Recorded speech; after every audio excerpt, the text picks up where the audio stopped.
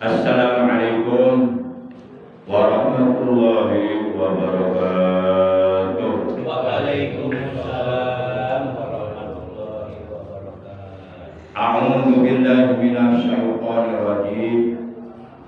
Bismillahirrahmanirrahim. Alhamdulillahi wahdah. Shadaqa wa'dah wa nasara 'abdah wa a'azza jundahu wa hajama ahzaba wahdah. Asyhadu an la ilaha illallah wahdahu la syarika lah wa asyhadu anna sayyidana Muhammadan 'abduhu wa rasuluhu la nabiyya wa la rasula ba'da. Allahumma shalli wa sallim wa barik ala khairi khalqillah sayyidina wa habibina wa syafi'ina wa qurrati a'yunina wa maulana Muhammad ibn Abdillah wa ala alihi wa ashabihi wa mawala amma ba'd. Ma'asyiral muslimin, saudaraku seiman, seagama, seakidah, sebangsa, setanah air, seketurunan, yaitu keturunan Nabiullah Adam alaihissalam, yang seluruhnya tanpa kecuali, dan mohon maaf saya tidak menyebutkan satu persatu, dengan sedikit pun tidak mengurangi rasa hormat saya kepada seluruh para jamaah yang dimuliakan oleh Allah, yang al-fakir hormati rahimakumullah wa hadakumullah wa hafizakumullah. Segala puji adalah hak Allah. Hanya Allah yang berhak dipuji. Selain Allah tidak berhak dipuji.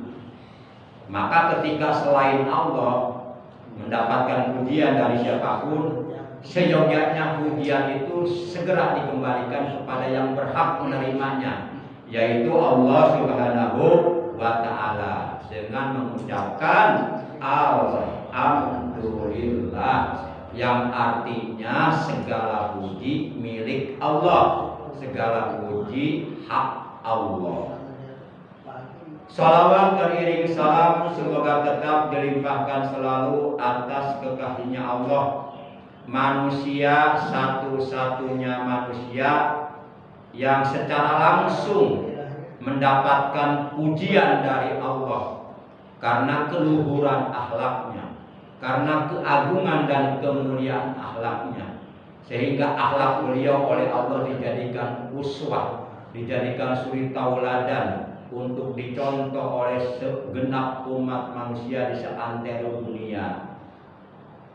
Allah mengatakan kepada beliau, innaka la'ala khuluqin azim, sesungguhnya engkau Muhammad sungguh benar-benar memiliki budi pekerti yang luhur dan agung, yaitu paduka alam yang mulia, Nabi kita tercinta, ikutan kita, junjungan kita, kekasihnya Allah, Nabi Agung, Nabi besar Muhammad Sallallahu Alaihi Wasallam, beserta seluruh keluarga beliau, para sahabat beliau, dan seluruh pengikut beliau yang tetap setia, yang tetap cinta kepada beliau, dan selalu berusaha semaksimal mungkin, seoptimal mungkin untuk membuktikan kecintaannya, kesetiaannya kepada beliau, di antaranya dengan menjalankan segala perintah Allah, dengan menjauhi segala larangan Allah, dan dengan menghidupkan, mengamalkan, mempertahankan sunnah-sunnah beliau, serta melaksanakan wasiat-wasiat beliau, yang mudah-mudahan kelak di hari kiamat kita, keluarga kita, anak cucu kita, mantu kita, keturunan kita, saudara-saudara kita, kedua orang tua kita, para sesepuh kita, guru-guru kita, murid-murid kita, sahabat-sahabat kita yang setia kepada kita, kecuali yang munafik.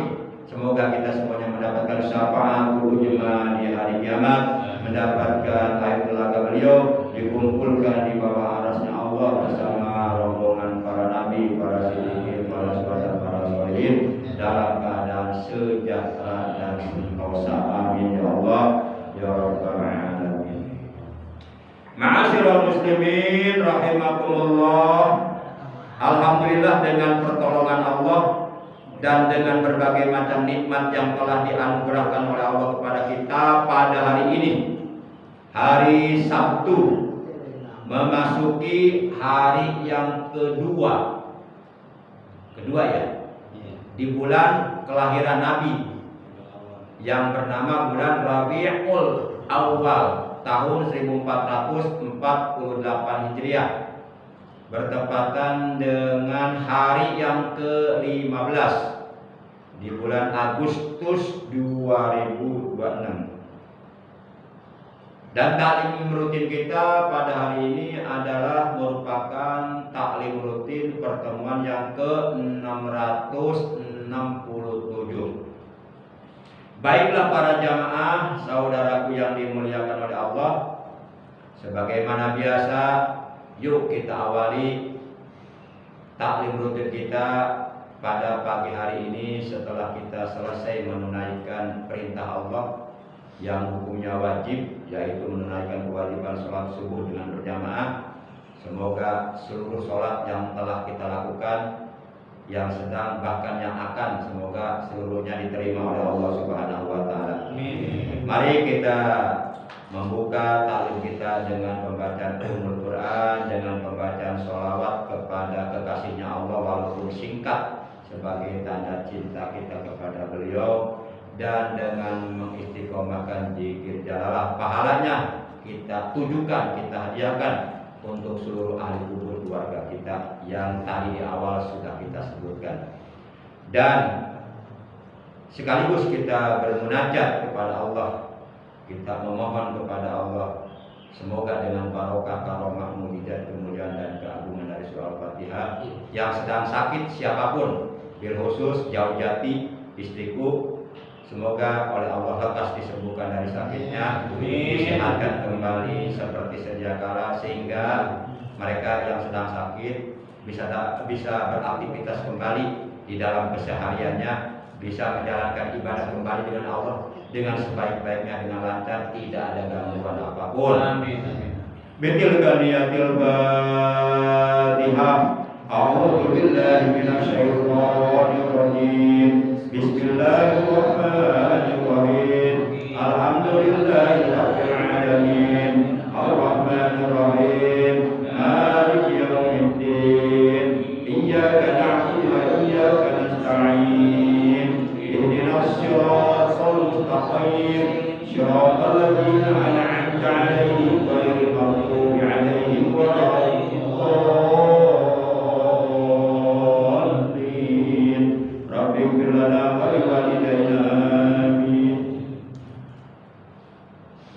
Ya Rasulullah, ya Habibullah, ya Rasulullah,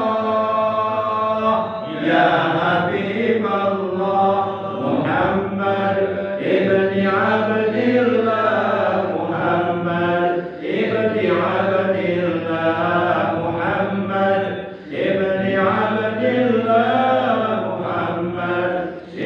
Abdillah.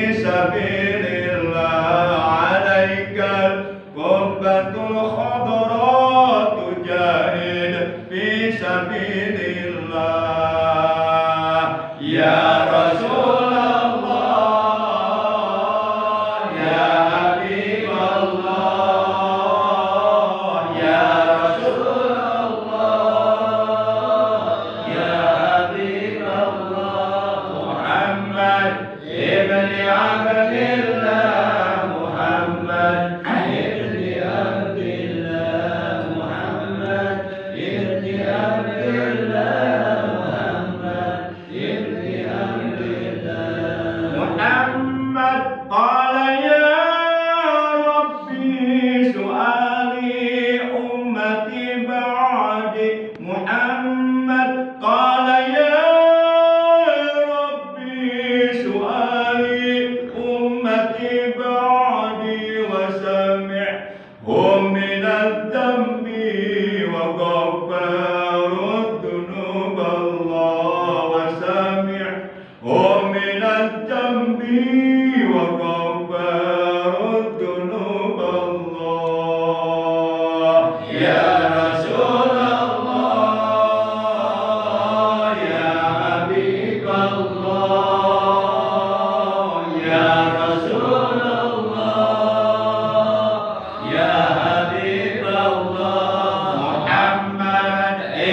Abdillah Muhammad ibni Abdillah Muhammad ibni Abdillah Muhammad ibni Abdillah ya Rasulullah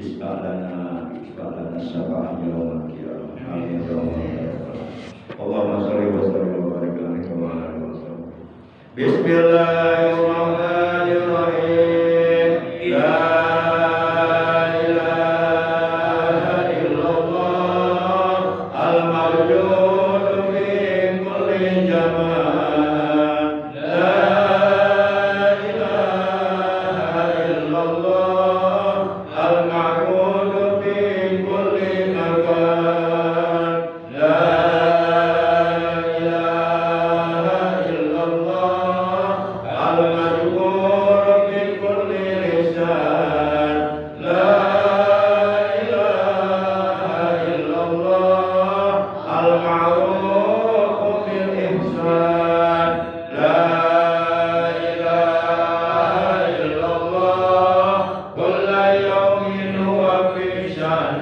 La ilaha illallah al-aman al-aman min zawalil iman wa min fitnatil syaitan ya qadimal insan kam laka alaina min ihsan ihsanukal qadim ya hanan ya hanan ya rahim ya rahman ya ghafur ya ghaffar ighfir lana warhamna wa anta khairur rahimin wa sallallahu ala sayyidina Muhammadin wa ala alihi wa sahbihi wa sallam walhamdulillahi rabbil alamin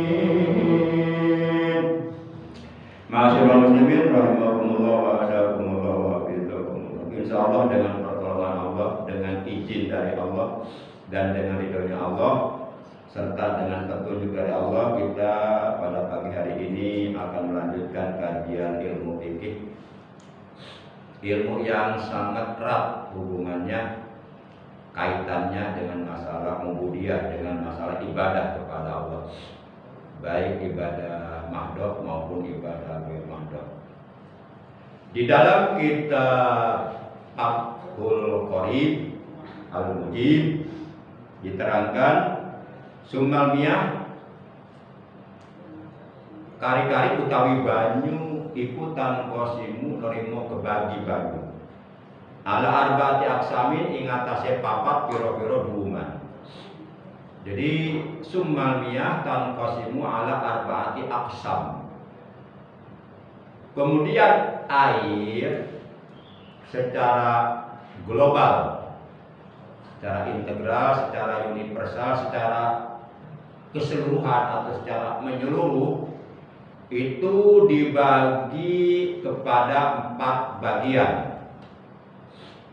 Nah, setiap orang Islam yang mukallaf baik laki maupun wanita harus seyogyanya harus mengetahui 4 macam bagian dari air tersebut. Karena kita hidup di alam dunia selalu berhubungan dengan air setiap hari.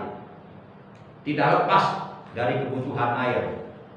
Kita nongkrong di toilet butuh air gak? Butuh banget. Sangat butuh. Buat apa uang banyak miliaran kalau nggak bisa cebok? Pakai tisu. Tisu. Orang asing itu pakai tisu. Iya, pakai tisu boleh. Tapi sampai hilang 3 macam sifat-sifatnya.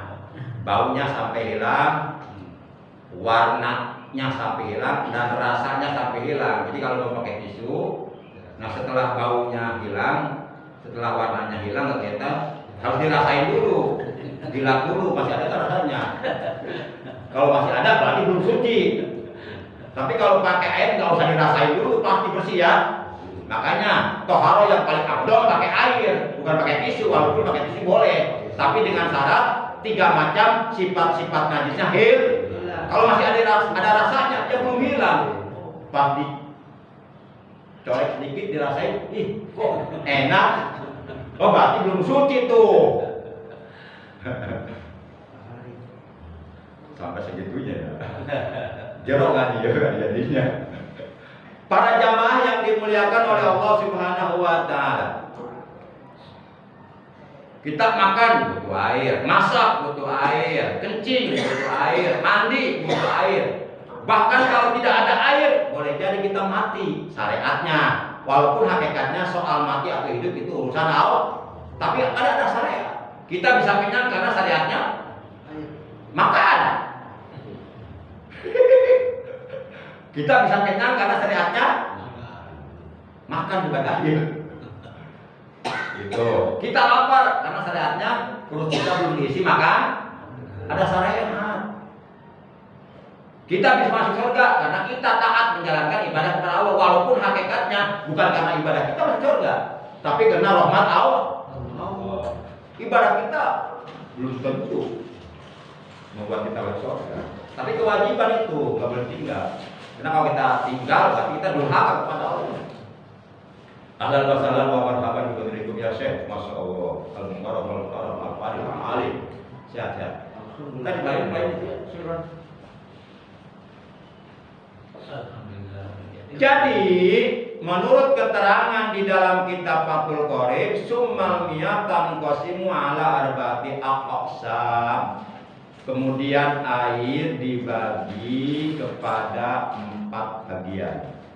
Mari kita kaji satu persatu dari 4 bagian tersebut.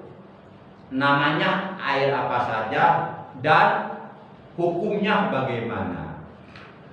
Yang pertama ahaduha utawi kang kaping sijine saking papat piro-piro dukuman. Bermula yang pertama dari 4 bagian tersebut adalah iku tohirun pinafsihi mutahhirun li ghairihi. Iku tohirun banyu kang suci pinafsihi iku tetep ing dalem jatne banyu mutahhirun kang nyuci aken li ghairihi maring liyane banyu. Ngerti ora? Ngertos ora? Cuma bahasa Cirebon. Kulo mondok di Joglo, logat kitabnya pakai bahasa Jawa. Al-kalam utawi arane kalam iku wa utawi kalam iku alaf 8 al-murakabu kamden susun al-mufidu kang awin faedah bilwati kalau ada bahasa Arab wa aksamu utawi pira-pira dumane kalam iku salah satu telu.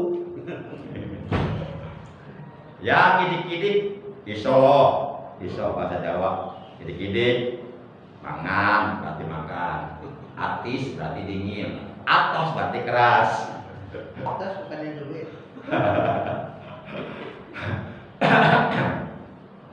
Para jamaah yang dimuliakan oleh Allah Subhanahu wa taala. Jadi bagian pertama dari 4 macam bagian air menurut keterangan dalam kitab Fathul Qorib itu adalah air tohirun fi nafsihi wa mutahhirun li ghairihi.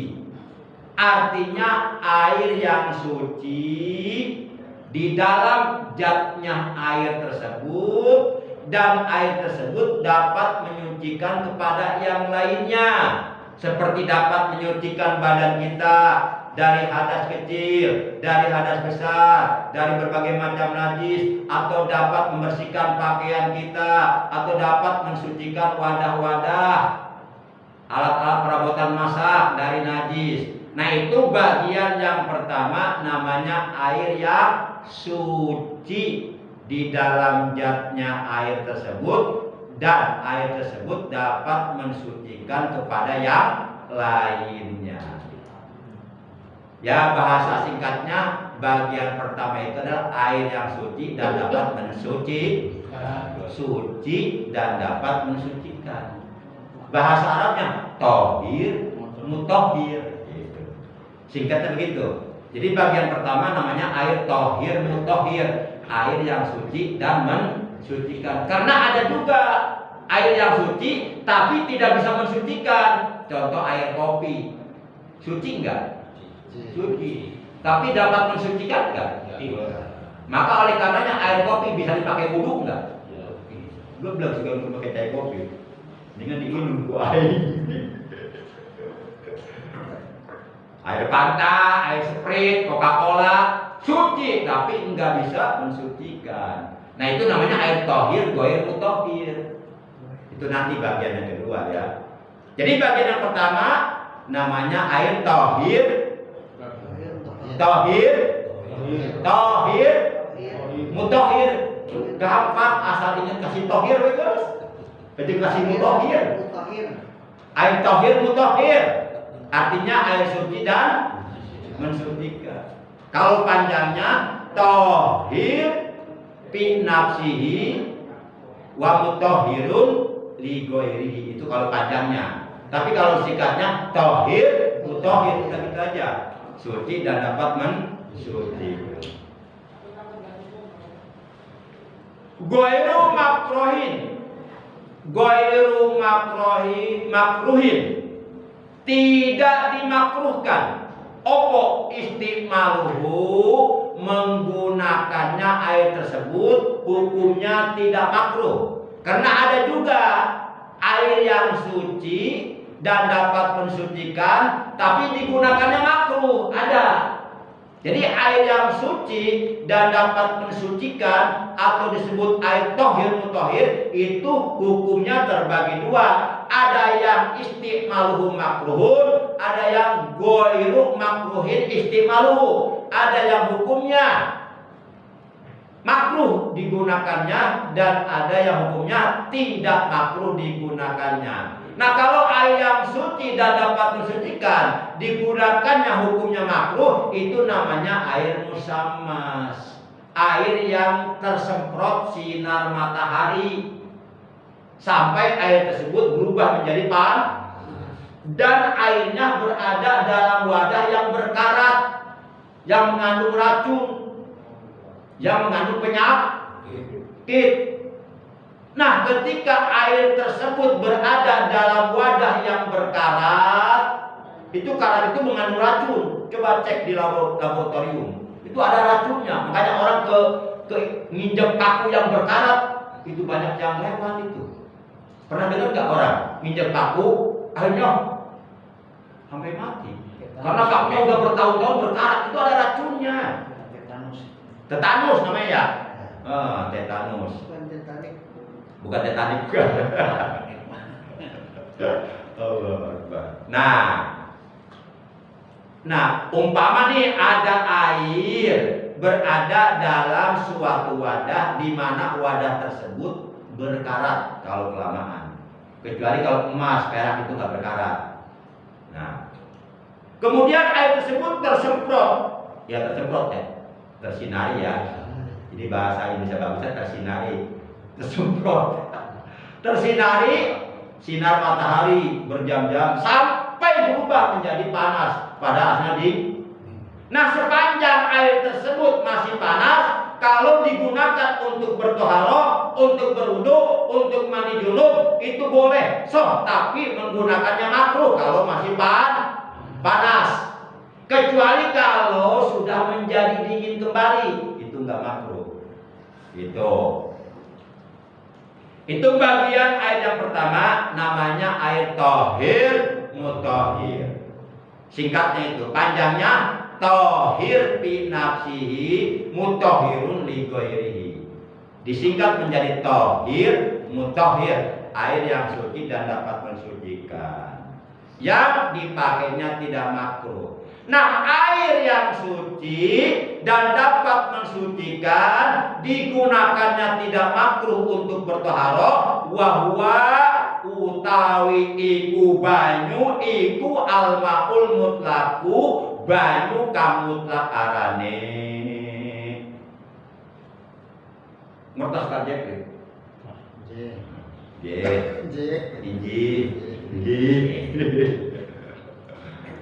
Nah, air yang seperti itu disebutnya air mutlak. Air mutlak udah disampaikan pada hari Sabtu 2 minggu yang lalu. Jumlahnya ada berapa, masih ingat? Ada 7. Pertama air langit atau air hud, kemudian air laut, kemudian air sungai, air sumur, air mata air embun, air es. Udah kemarin sampaikan. Itu air mutlak itu.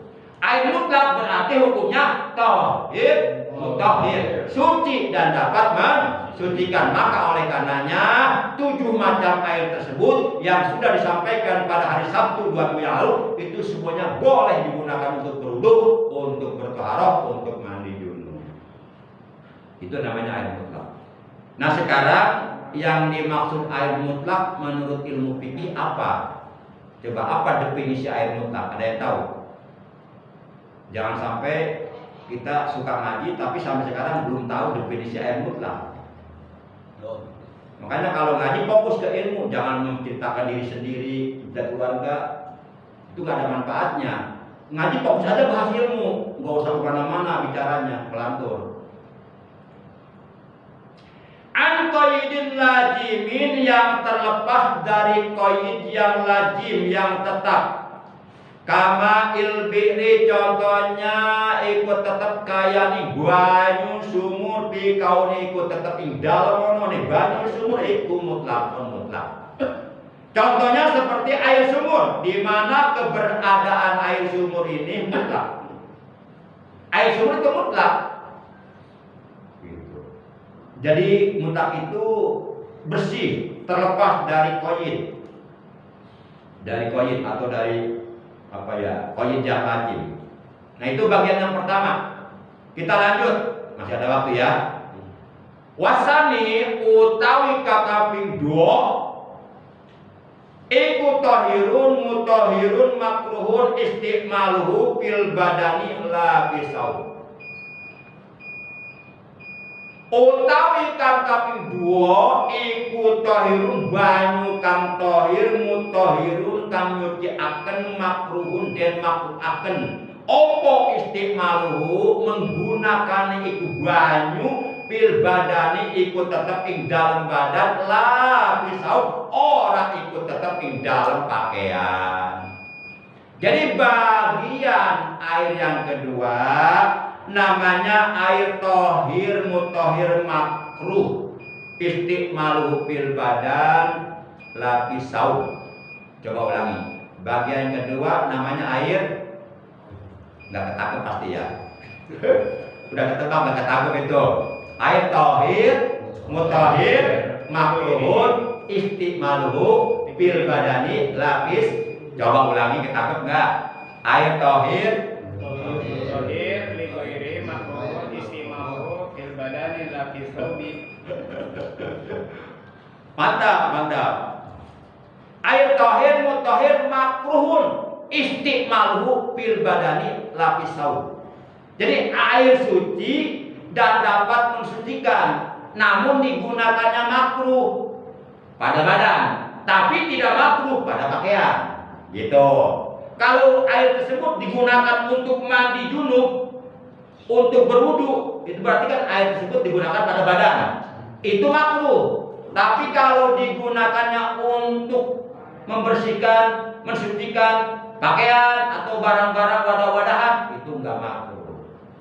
Nah, itu bagian air yang kedua. Yang tadi itu yang tadi saya sampaikan itu namanya air musammas, air yang tersinari oleh sinar matahari mengakibatkan air tersebut menjadi panas dan air tersebut berada dalam wadah yang berkarat yang mengandung racun. Makruh digunakan sepanjang masih dalam keadaan panas. Tapi kalau kembali dingin itu makruhnya hilang lagi. Hukum makruhnya hilang lagi. Wahwal ma'ul musammas, air yang seperti itu dinamakan ma'ul musammas. Sinnya ada 2. Sin pertama, sin gede. Musammas, sin terakhir kecil. Mas. Beda. Syah. sa beda. Kalau sya sin besar, kalau sa sin kecil. Minas syaiton sin besar. Tapi kalau mim sin jim sin kecil. Harus beda mengucapkan antara sin besar dengan sin kecil. Kita harus belajar makhraj. Syashi subas susan Shani shashna minal musnik masyisan shanisha. Karena kecil kecil. Sasi subas susan beda kan? Sya sa beda. Ada lagi sa beda. Ada sya, ada sa, ada ta beda. Itu masing-masing mempunyai sifat harus berbeda. Air al-musakhon, yakni maksudnya air musamah itu adalah air al-musakhon. Al-musakhon secara bahasa artinya air yang dipanaskan atau air yang terkena panas sinar matahari. Jadi bagian yang pertama namanya air mutlak, jumlahnya ada 7. Hukumnya tohir, mutahhir, suci dan dapat mensucikan dan digunakannya tidak makruh. Bagian yang kedua yaitu air musammas atau disebut juga air musakhon. Itu hukumnya suci dan dapat mensucikan, tapi digunakannya makruh pada badan dan tidak makruh pada selain badan. Gitu. Jelas ya? Oleh karena sudah jelas, cukup ngajinya sampai sini saja. Yang penting istiqomah. Nanti kita lanjut lagi ya. Gitu. Ngaji mah kalau diterusin nggak habis-habis. Mau sampai dulu juga nggak bakal habis sampai kita mati, keburu mati. Ilmu nggak bakal habis. Datang lagi gitu. Ilmu Allah itu luas. Diibaratkan seperti ya umpamanya seluruh air lautan sealam dunia umpama dijadikan tinta. Kemudian seluruh batang-batang pepohonan yang ada di alam ini dijadikan pena. Untuk apa? Untuk menulis ilmunya Allah. Itu baru sedikit ilmu Allah tertulis. Itu air lautan sealamnya habis semua sebagai tinta. Masya Allah. Makanya kata Allah, wa ma utitum minal ilmi illa qalila. Dan tidaklah aku beri kamu ilmu melainkan sedikit saja. Masya Allah. Semakin bertambah ilmu pengetahuan agama pada diri kita, maka akan semakin terasa kebodohan diri kita. Ternyata masih terbuka, ternyata masih banyak ilmu yang kita dapatkan. Orang akan merasa pintar karena nggak pernah kalau nggak pernah mau ngaji. Dia merasa pintar, merasa cukup. Padahal banyak kekurangannya. Tapi kalau sering ngaji, dia terus terkoreksi. Oh ini ternyata saya baru tahu. Oh berarti saya belum tahu. Ini sadar, nggak sombong hidupnya. Semakin bertambah ilmunya, semakin bertawadu, semakin rendah. Ilmu padi lah. Padi kalau berisi nurun, tapi ketika belum berisi, wah semangat dia pada terus, semangat mencari ilmu. Tapi setelah dapat ilmu nurun tuh. Makanya ini kan bulan Maulid, bulan kelahiran Nabi. Rasulullah lahir pada hari Senin, tanggal 12 Rabiul Awal. Tahun 53 sebelum Hijriah. Tahun kelahiran beliau disebut tahun Fil, tahun gajah. Karena pada tahun itu ada 60.000 tentara bergajah yang dipimpin oleh raja kafir bernama Abraha datang dari Najasyi menuju Mekah untuk menghancurkan Ka'bah. Tapi Ka'bah diselamatkan oleh Allah. Bertepatan kelahiran beliau dengan tanggal 20 April 571 Masehi. Beliau dilahirkan di Mekah, wafat di Madinah dan dimakamkan di Madinah. Nah, Rasulullah lahir itu diutus oleh Allah untuk apa? Terutama tugas Rasulullah selain menyampaikan wahyu-wahyu Allah kepada seluruh umat manusia, juga tugas utama beliau adalah memperbaiki akhlak, menyempurnakan akhlak. Sehingga dalam hadis beliau bersabda, innama bu'istu li utammima makarimal akhlak. Sesungguhnya aku diutus oleh Allah ke alam dunia liutamima makarimal akhlak, untuk menyempurnakan akhlak, untuk memperbaiki akhlak. Akhlak kepada Allah, akhlak terhadap sesama manusia, akhlak terhadap orang tua bagaimana, terhadap guru bagaimana, terhadap teman bagaimana, terhadap saudara bagaimana. Bahkan akhlak ini menjadi puncak kesempurnaan iman. Kalau kita ingin mengetahui seseorang imannya sudah sempurna atau belum, lihat akhlaknya sudah bagus atau belum. Kalau akhlaknya sudah bagus, berarti itu menunjukkan bahwa iman yang berada dalam hatinya sempurna. Jadi akhlak yang baik, akhlak yang mulia, akhlak yang luhur, itu adalah puncak kesempurnaan iman. Bukan rajinnya ibadah. Buat apa rajin ibadah kalau akhlaknya bejat? Kalau akhlaknya rusak? Sholatnya rajin, tapi bohongnya juga rajin. Berarti jelek akhlaknya. Berarti selama ini dia belum sholat sebenarnya. Kalau masih suka bohong. Sholatnya rajin, tapi suka berbuat dolim kepada orang lain. Makanya kata Nabi, akmalul mu'minina imanan ahsanuhum khuluqan. Orang mukmin yang paling sempurna imannya, kata Nabi, adalah ahsanuhum khuluqan, adalah mereka yang paling bagus akhlaknya. Yuk kita sama-sama belajar memperbaiki akhlak kita. Akhlak saya masih buruk. Yuk kita bareng-bareng sedikit-sedikit. Enggak ada yang tidak bisa dipelajari. Semuanya bisa asalkan kita mau. Ngaji mah ngaji, tapi akhlak sama guru masih jelek, nggak bermanfaat itu. Masih berani ngomongin guru, jelekin guru. Buat apa ngaji kalau begitu? Masa ngaji sama seorang guru tapi guru sendiri jelek-jelekin? Geblek aja betul. Dihidang ya. Padahal gurunya cakep. Padahal gurunya cakep. Allah, itu orang nggak punya adab itu, nggak berkah ilmunya. Entah ngaji dia mau bisa-bisa. Masa ngaji sama seorang guru, guru sendiri jelek-jelekin, dia omong-omongin sama orang lain kan dibelengin jelma, terhitung.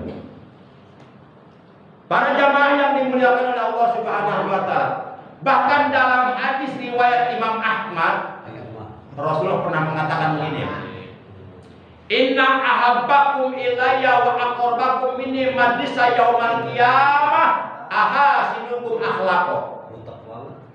Inna ahabbakum ilayya. Ini kata Nabi ya. Hadis riwayat Imam Ahmad. Sesungguhnya orang yang paling aku cintai di antara kalian, wa aqrabakum minni majlisa yaumal qiyamah, ya termasuk nggak punya adab, lagi ngaji ngobrol juga punya adab. Langsung saja saya tembak lah, karena mengganggu, nggak enak. Jadi kata malaikat, ini gurunya di mana, di sini apa di situ? Nanti malaikat bingung nyatetnya. Udah ya, langsung aja saya tembak ya. Terserah mau marah-marah sama saya lah, nggak apa-apa deh. Saya orangnya kosong dah, daripada mengganggu. Itu nggak punya adab. Kalau guru lagi ngerangin, ngobrol. Itu sul adab namanya, adabnya jelek. Ini juga pelajaran udah berharga untuk akhlak kita. Kita harus punya akhlak di majelis ilmu seperti apa? Gak apa-apa ya Pak Badot ya? Nama ilmu ya. Saya orangnya begini Pak. Ya harus dibenarkan, harus ditegur kalau salah. Masa orang salah dibiarin aja ya? Pak Darto punya anak berbuat salah, kira-kira Pak Darto negur nggak? Enggak. Dibiarin. Ada ditegur mana? Allah. Kan sayang sama anak biar anak nggak sesat. Baik para jamaah yang dimuliakan oleh Allah Subhanahu Wa Taala. Jadi inna ahabbakum ilayya, sesungguhnya orang yang paling aku cintai di antara kalian, kata Nabi. Wa aqrabakum minni majlisan yaumal qiyamah, dan tempat duduknya sangat dekat denganku nanti di hari kiamat. Jadi nanti di hari kiamat ada orang yang paling dicintai oleh Rasulullah. Saking Rasulullah sangat cinta kepadanya sampai orang tersebut dipanggil, ya fulan ta'al, idriskuna qariban minni. Wahai fulan, kesini. Duduk kamu dekatku. Masya Allah. Rasulullah sayang orang itu. Siapa dia? Kata beliau adalah ahasinukum akhlaqo, adalah orang yang paling bagus akhlaknya. Yuk kita belajar sedikit-sedikit ya, memperbaiki akhlak. Saya bicara begini bukan berarti saya merasa akhlak saya sudah bagus. Enggak. Akhlak saya buruk sekali. Apalagi akhlak kepada Allah, akhlak kepada orang tua, kepada guru, kepada teman, masih buruk. Tapi kita memang diperintahkan untuk watawasau bil haq, watawasau bis, saling nasihat menasihati dalam kebenaran, dalam kesabaran. Kita diperintahkan untuk saling mengingatkan. Karena kita ini manusia sifatnya suka lupa. Iya ya lupa. Saya pikir ini bukan manusia ilmu kok. Saya pikir ini kosong, kok saya ngobrol. Nah gitu bang. Itu kan lupa berarti. Harus diingatkan. Harus diingatkan ini majlis ilmu. Majlis yang dimuliakan oleh Allah, dimuliakan oleh Rasulullah, dimuliakan oleh seluruh malaikat sealam dunia. Mereka aja menghormati majlis ilmu. Makanya jangan dikotori majlis ilmu dengan hal-hal yang tidak baik. Seperti lagi ngaji, ngomongin orang, jadi orang. Itu percuma, hanya sia-sia. Alhamdulillah. Baik para jamaah. Minimal ada 4 kan? Minimal ada 4 akhlak mulia Rasulullah yang harus kita berusaha untuk meneladani. Pertama, hilim, sobar, murah hati. Jadi ada sobar, ada hilim, ada as-sabru, ada al-hilmu. As-sabru artinya sobar, al-hilmu artinya juga sobar. Tapi al-hilmu itu sobarnya lebih dari as-sabru. Kalau as-sabru sekedar sobar, dihina tidak melawan, dihina tidak marah, dihina diam, itu sabar. Tapi kalau al-hilmu dihina malah memuji kepada yang menghinanya, dihina malah ngasih makanan kepada yang menghinanya. Jadi al-ilmu itu sobat di dalamnya mengandung murah hati. Contoh seperti Rasulullah diludahin malah ngasih makan, itu hilim namanya. Itu akhlaknya Rasulullah. Makanya Rasul diangkat derajatnya. Yang kedua, tawadhu, rendah hati. Man tawadhu'a rafa'ahullah wa man takabbara wada'ahullah. Barang siapa yang selalu bersikap tawadhu, rendah hati, Allah akan angkat derajatnya setinggi-tingginya. Dan barang siapa yang bersikap takabur, sombong, Allah akan rendahkan serendah-rendahnya. Contoh Fir'aun, oleh Allah direndahkan serendah-rendahnya. Gitu. Nabi Muhammad diangkat derajatnya setinggi-tingginya karena tawadu. Tawadu bukan berarti tara mau duit. Kan ada tawadu tara mau duit, nah, tawadu tara mau dompet. Yang ketiga, saho. Saho itu dermawan. Jadi dia suka memberi orang lain, memberi makanan, memberi pakaian, memberi uang. Sebenarnya dia sendiri butuh, tapi dia selalu berusaha untuk bisa memberi kepada orang lain. Itu saho, itu akhlak Rasulullah. Rasulullah kalau megang makanan nih, lagi mau makan nih, itu nasi di piring udah dipegang. Mau makan, tiba-tiba datang pengemis. Enggak jadi Rasulullah dikasih pengemis. Dia berpikir ini orang lebih membutuhkan daripada saya. Biar aku puasa saja. Itu hak Rasulullah. Kita bisa kan begitu? Kita manusia sama-sama bau. Masih jauh arah kita sama Rasul. Yang kita baru bisa tahajud semangat itu kesombongan kan? Udah merasa lagi hebat tadi sore. Namun dibilang rajinnya ibadah itu bukan patokan kesempurnaan akhlak. Justru patokan kesempurnaan akhlak seorang adalah akhlaknya, bukan rajinnya ibadah. Buat apa ibadah rajin kalau sombong? Nggak ada akhlak itu. Mewarisi akhlak iblis sombong. Iblis 7.000 tahun ibadah di surga, merasa sombong dia, merasa lebih baik dari Adam. Naudzubillah min. Itu sifat iblis itu. Dan kita diperintahkan rajin ibadah bukan untuk menyombongkan diri, justru untuk supaya kita tawadu, rendah hati. Yang keempat, husnul khuluq, bagus budi pekerti.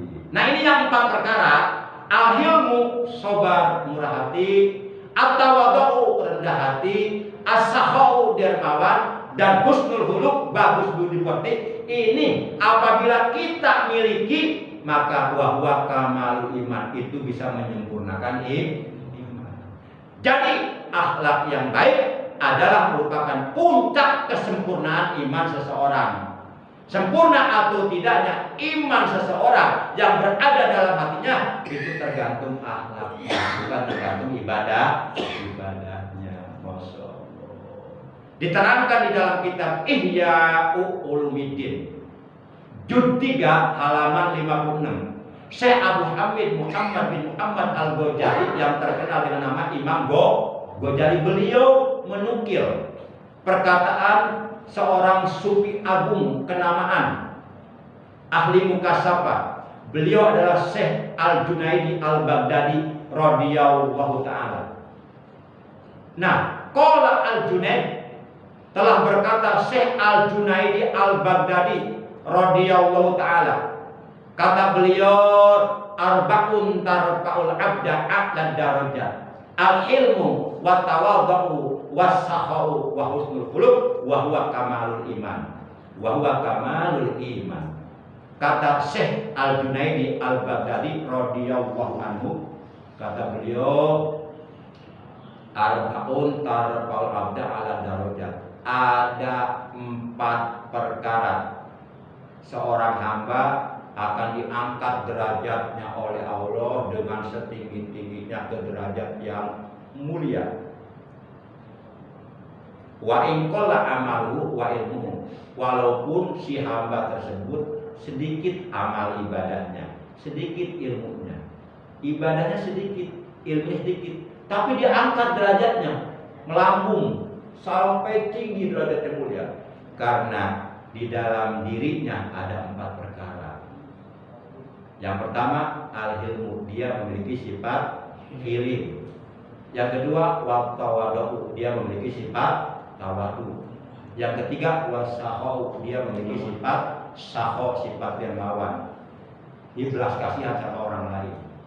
Yang keempat, husnul khuluq, dia memiliki budi pekerti yang bagus. Nah, kita belajar untuk bisa ilim, untuk bisa tawadu, untuk bisa sakho, untuk bisa memiliki budi pekerti yang bagus. Kita belajar sama-sama. Termasuk saya masih jelek akhlak saya, ibadah saya masih jelek, masih banyak kekurangan. Bacaan saya nggak fasih, sholat saya nggak khusyuk, kadang-kadang nggak ikhlas, ingin dipuji. Yuk kita perbaiki. Insya Allah bareng-bareng, ini namanya ngaji ya. Baik para jamaah yang dimuliakan oleh Allah Subhanahu wa taala, mari kita sama-sama tutup tali kita pagi hari ini mengucapkan alhamdulillahirabbil alamin. Subhanallahumma wa bihamdika asyhadu an la ilaha illa anta wahdaka la syarika laka, astaghfiruka wa atubu ilaik.